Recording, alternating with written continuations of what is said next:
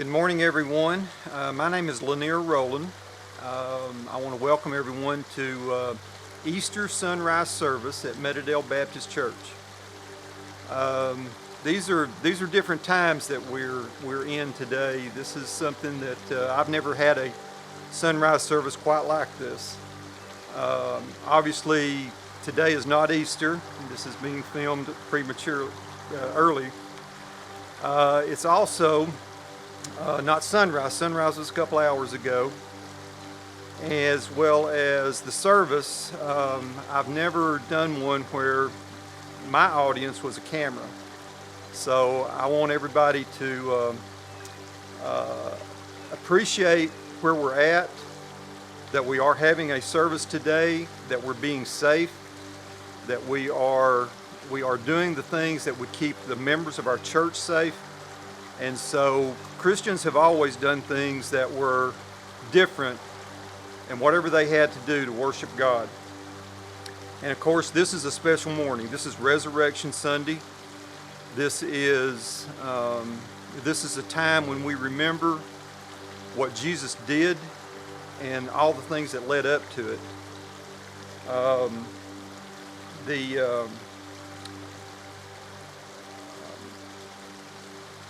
About myself, when I was asked to do this lesson by Brandon, I wasn't sure exactly what I wanted to do.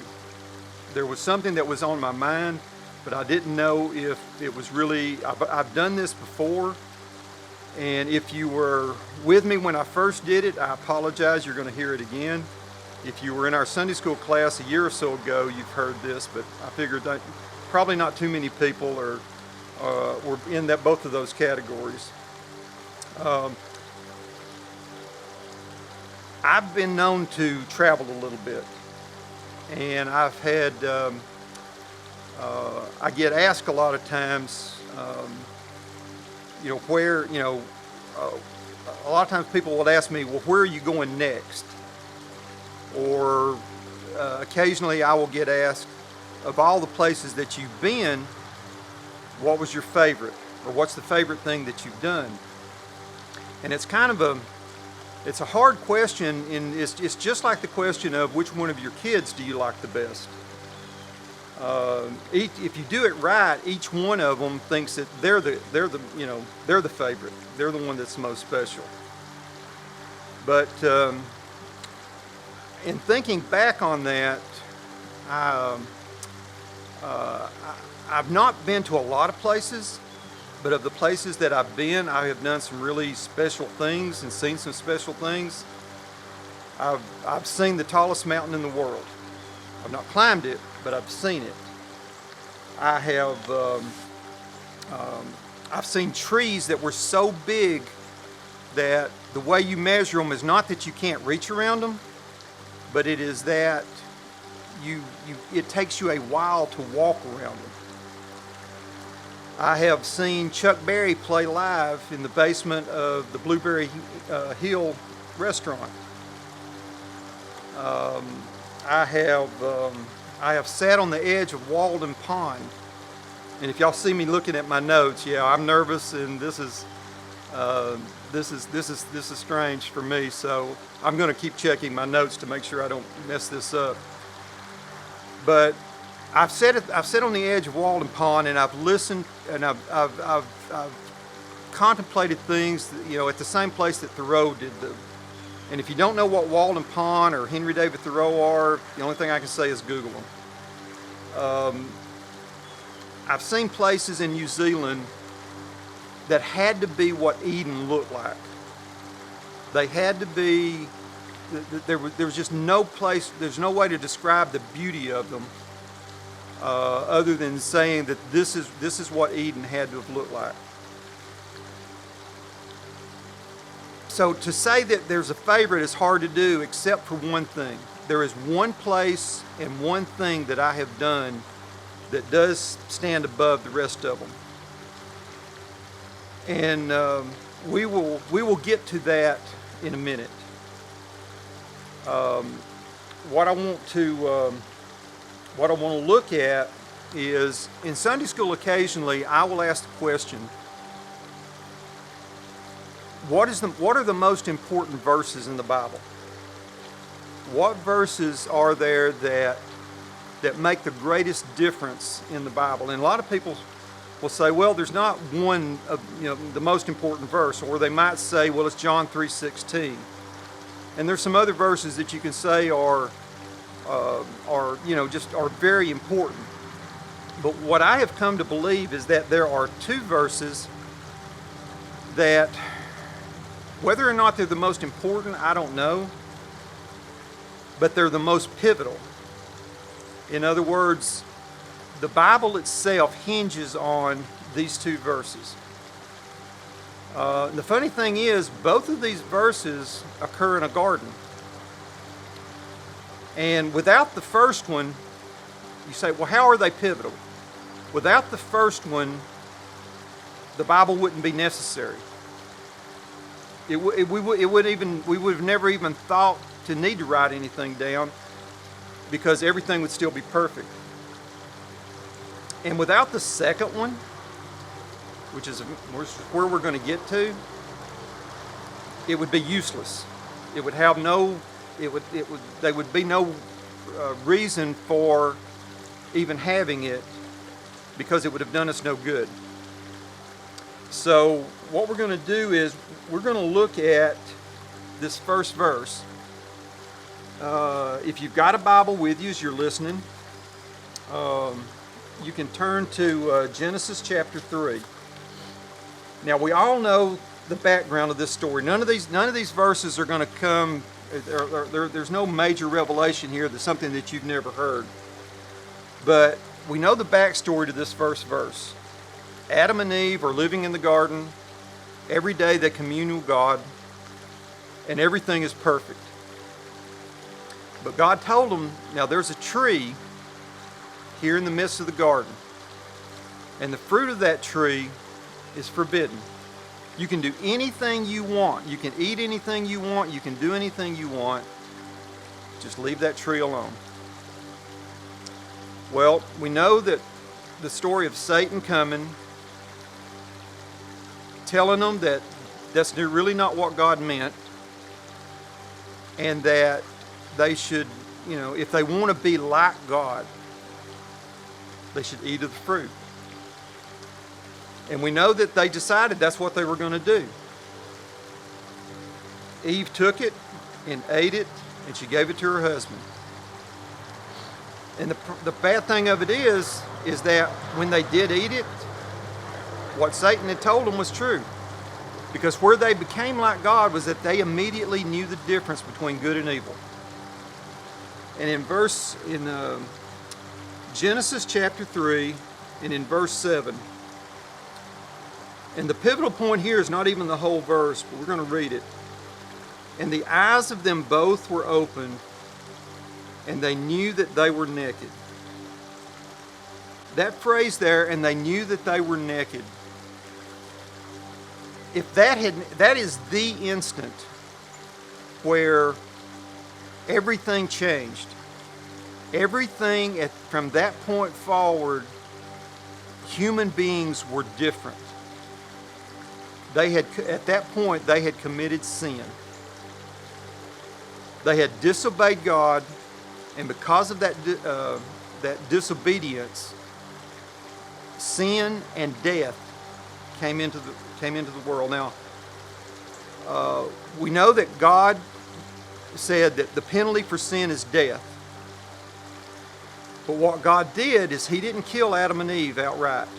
Now, they would eventually die, which they wouldn't have done.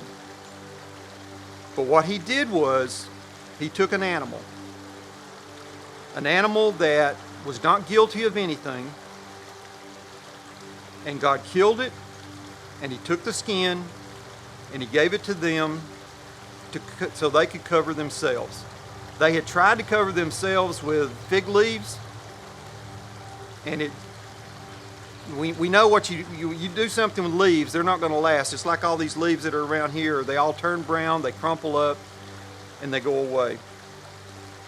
Well, even what God did, covering them with the skin, was still only temporary. Their shame and their nakedness was covered, But they had to keep repeating that. They had to keep killing an animal as a substitute for the death that they had caused. And so the phrase here, and they knew they were naked, is the instant that everything changed in the world. Now, we're going to move forward now to another garden. And we're going to move forward to the place where I told you was my favorite place to be. A few years ago, Stephen Pearson came and said, we're planning a trip to Israel, and would me and Susan like to go? And if anybody that knows me knows that the first thing out of my mouth was, when are we leaving? And we'll figure out the details later. And Susan, this is a trip that Susan got to go on. So he said that while we were there would be moments when we would go to different things, and we would have time to have a service. We'd have time to speak, like what we're doing now. And as this being my first trip, I could get first choice as to when, where I wanted to say something. So I said, so I can do this anywhere I want to do it? And he said, yeah. I said, well, it's simple. I want to do it at the Garden of Gethsemane. And he said, you don't want to think about it? I said, no. I said, this is exactly where I want to go. Because years ago, I became aware of the fact that what happened in the garden, even though we know the story, for some reason, what happened there doesn't rise to the same level of importance as the cross and the burial and the resurrection. We hear that phrase, the death, the burial, and the resurrection of Christ, and that's what Easter is all about. And that is true, that Easter is about those things. But what I want to look at this morning, here's the main thing that I want to talk about, is what happened on Friday afternoon was extremely important. What happened on Sunday morning was extremely important. But without Thursday evening, the first one would have meant nothing, and the second one wouldn't have happened. And it just seemed like I never really heard that. It's not that I didn't hear the story of what happened in the garden. It's just that it was kind of all blended in with the other events of Thursday. The Last Supper, Jesus coming together with his disciples and breaking bread and having a meal and having this last time together so that he could help prepare them. He instituted communion so that they would know what to do when he was gone. But then as Jesus leaves there and he takes some of the disciples with him, there's something on his heart, there's something on his mind.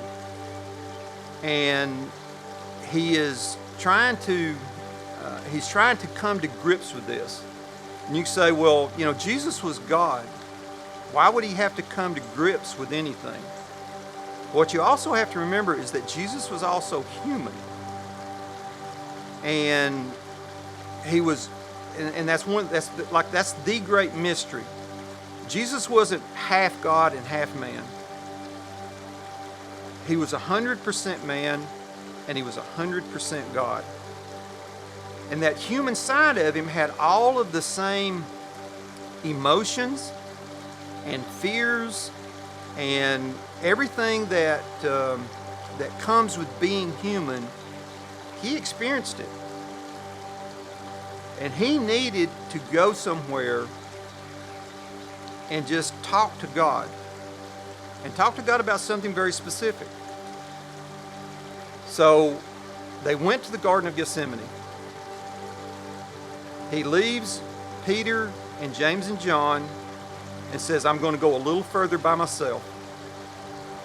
And he kneels down and he prays. And he prays for something very specific. If you turn to Matthew 26, And in verse 39, it says here, "And he went a little further and fell on his face and prayed, saying, O my Father, if it be possible, let this cup pass from me." Now, Jesus had spent 3 years knowing that this moment was going to come. He knew that, and y'all have to excuse me, I'll make sure we don't have a runny nose here.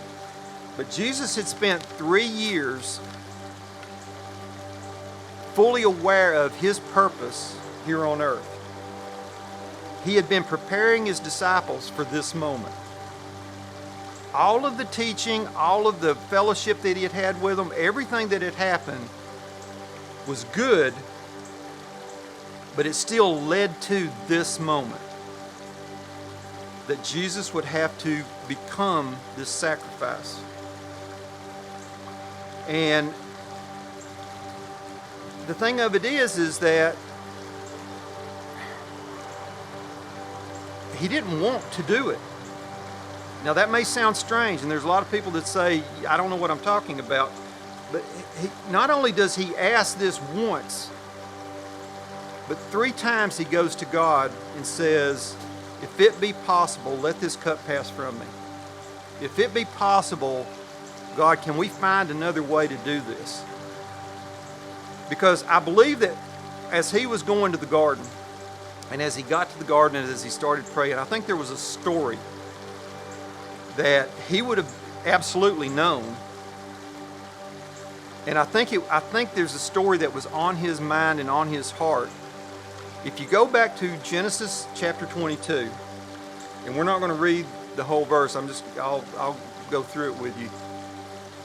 Abraham had been promised a child. And finally, at a very old age, Isaac is born.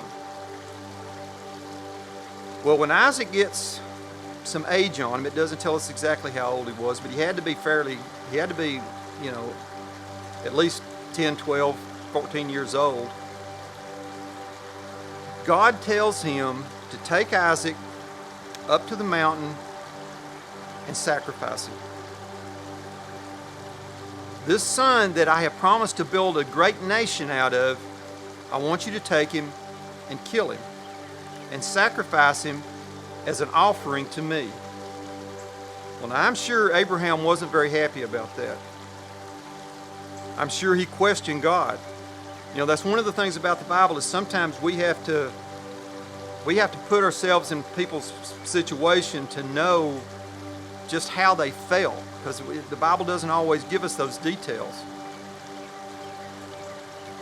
But Abraham said, God, if this is what you want, this is what I'll do. So they load wood on a donkey. Abraham, Isaac, and a couple of servants make this trip to the mountain. At the foot of the mountain, the reason I know Isaac has at least a little bit of age on him, Isaac is given the wood to carry up the mountain. He tells the servants to stay with the donkeys, and the 2 of them go up on the mountain. Now by this time, Isaac is wondering, Daddy, where's the sacrifice at? Where's the lamb that we're supposed to sacrifice on the altar? And all Abraham would tell him is that God will provide. So they get up there, they build their altar, they fix the wood. And again, we have to interject what we thought. Either willingly or unwillingly, Isaac is on that altar. We don't know what was going through his mind, and we don't know what was going through Abraham's mind, but we do know that they were not happy about it. And yet, regardless of what he thought, Abraham takes the knife, he raises it up above Isaac's chest, and he's about to plunge it into his heart. And just as he's about to do that, he hears a voice that says, stop. Don't kill the child. He said, because you have been obedient, God is not going to ask you to kill your child. And as he heard that, as he heard those words, he hears something behind him. And he looks around, and there's a ram with his horns caught in a bush. And God had indeed provided the sacrifice. Jesus knew that story. And Jesus, when he kneels down here and he says this prayer, he says, God, if it be possible, let this cup pass from me. Jesus was looking for the ram in the bush. He was looking for a substitute because all the way back to Adam, there had been a substitute for that death. That's the whole reason for sin offerings and all these other offerings that the Jews had done when Moses came along and they wrote Leviticus. It was all a prescription of how to make these sacrifices. But we don't have time today to go into the fact that Jesus had to die on a cross. But if you're interested, that's something you can look up, and that the cross is the only way he could have been put to death, because it fulfilled those laws that were in Leviticus. But here Jesus is pleading with God to find another way. Now, why is he doing that? He's known for 3 years that this was going to happen. Why is he doing that? Well, there's a few things here. There's 3 things that I came up with that really tell of a human that is in this situation. Because here's what you got to remember, is Jesus had to be human to be that sacrifice. A human sinned, and only a human could die for those sins. But according to Leviticus, that sacrifice has to be without blemish and without spot. And Jesus is the only person ever born that could fulfill that. He's the only acceptable offering that would have satisfied God as the sacrifice for our sins. So why was Jesus in this state? It said that he sweated great drops of blood because of the agony that he was in. Well, there's 3 things here that I was looking at. First one, he knew that the next less than 24 hours was going to be hell. It was going to be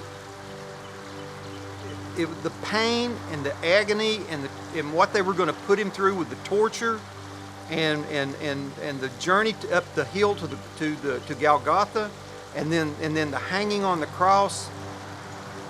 No one could have looked forward to that.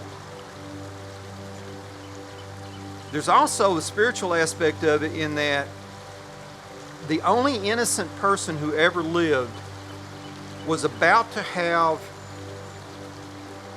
every sin for all eternity. Every sin from Adam through till he comes back again, we're going to be dumped on him. And he was going to have to endure the pain and the shame and the humiliation of, the Bible says, he who knew no sin became sin. And there's no way he could have looked forward to that. But then there's the last thing about it that I think is very interesting. Jesus was born as a human. He lived a human life, and for 30 years, he got to be just like me and you. He got to be just a normal person. And there was back in the 80s, there was a movie that came out. And I never saw the movie, and because the movie was very controversial, and there was a lot of people that said, Christians needed to boycott the movie. So what I'm telling you is, I never saw it.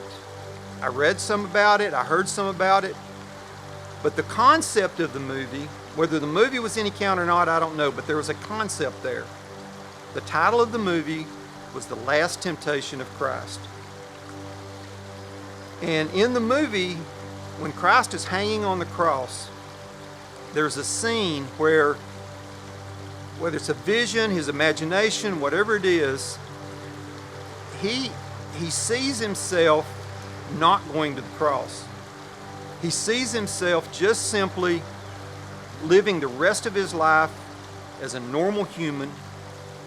You do what normal Jewish guys do. You get married, you have kids, and you just simply live your life and die of old age.